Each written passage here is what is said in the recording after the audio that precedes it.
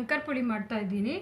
So ಅದಕ್ಕೆ ಬೇಕಾಗಿರೋ ingredients ಮೈದಾ ಹಿಟ್ಟು 2 ಕಪ್ಪು, ಅಂದರೆ ಈ ಕಪ್ಪಲ್ಲಿ 2 ಕಪ್ ತೊಗೊಂಡಿದ್ದೀನಿ. ನಿಮ್ಮ ಹತ್ರ ಯಾವ ಕಪ್ ಇದ್ದರೂ ಓಕೆ.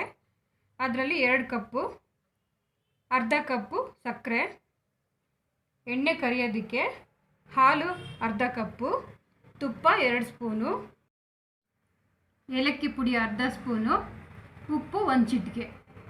ಶಂಕರಪೊಳಿ ಹೇಗೆ ಮಾಡೋದಂತ ನೋಡ್ಕೊಂಬರೋಣ ಬನ್ನಿ. ಈಗ ಕಲಸೋದು ಯಾವ ಥರ ಅಂತ ಹೇಳ್ತೀನಿ.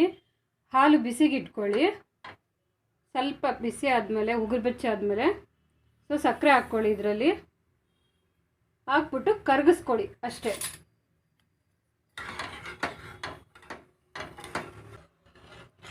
ಸ್ವಲ್ಪ ಕರಗಿಸ್ಕೊಳ್ಳಿ. ಈ ಥರ ಕರಗಿದೆ ನೋಡಿ, ಇಷ್ಟು ಕರಗಿದ್ರೆ ಸಾಕು.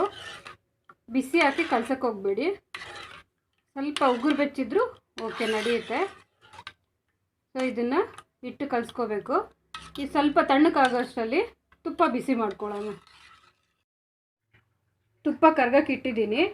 ನೀವು ಬೆಣ್ಣೆ ಇದ್ದರೆ ಬೆಣ್ಣೆನೂ ಹಾಕ್ಕೋಬೋದು. ನಾನು ಬೆಣ್ಣೆ ಇಲ್ಲ ಅಂತ ತುಪ್ಪ ಹಾಕ್ಕೊಂಡಿದ್ದೀನಿ. ಸೊ ಕರಗಿಸಿ ಇದನ್ನು ಅದ್ರ ಜೊತೆ ಹಾಕಿ ಕಲಿಸ್ಕೊಳ್ಳಿ ಹಿಟ್ಟು ಜೊತೆ. ತುಪ್ಪ ಬಿಸಿ ಮಾಡಿ ಹಾಕಿದ್ದೀನಿ.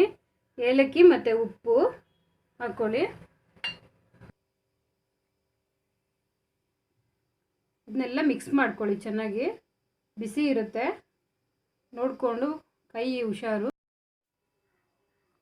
ನೋಡಿ ಸ್ವಲ್ಪನೇ ಹಾಕ್ಕೊಂಡು ಕಲಿಸ್ಕೊಳ್ಳಿ. ಏನಕ್ಕಪ್ಪ ಇದು ರೀಸನ್ ಕರಗಿಸಿ ಹಾಕೋದಂದರೆ ಹಿಟ್ಟಲ್ಲಿ ಸಕ್ಕರೆ ಕರಗೋದಿಲ್ಲ, ಅದಕ್ಕೋಸ್ಕರ ಸಕ್ಕರೆ ಕರಗಿಸಿ ಹಾಕೋದು. ತುಂಬ ಟೇಸ್ಟಾಗಿರುತ್ತೆ ಇದು. ಮಕ್ಕಳು ತುಂಬ ಇಷ್ಟಪಟ್ಟು ತಿಂತಾರೆ. ಕಲಸಾಗಿದೆ ನೋಡಿ. ಚಪಾತಿ ಹಿಟ್ಟಿನ ಅದಕ್ಕೆ ಕಲಿಸ್ಕೊಳ್ಳಿ. ಸೊ ಈಗ ಇದು 20 ನಿಮಿಷ ನೆನಿಬೇಕು. ಎಣ್ಣೆ ಬಿಸಿಯಾಗಿದೆಯಾ ನೋಡ್ಕೊಳ್ಳಿ. ನೋಡಿ ಈ ಶೇಪಿಗೆ ಕಟ್ ಮಾಡಿಕೊಂಡ್ರೆ ಸಾಕು. ಲಟ್ಟಿಸ್ಬಿಟ್ಟು ದಪ್ಪಕ್ಕೆ, ಇಷ್ಟು ದಪ್ಪ ಸಾಕು. ಚಾಕ್ಲೇಟ್ ಪೀಸ್ ಥರ ಕಾಣುತ್ತೆ ನೋಡಿ.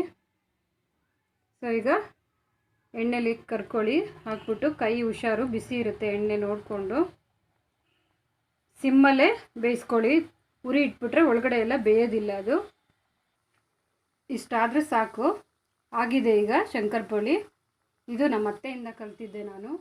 ತುಂಬ ಟೇಸ್ಟಾಗಿರುತ್ತೆ. ಶಂಕರಪೊಳಿ ರೆಡಿ ಆಗಿದೆ.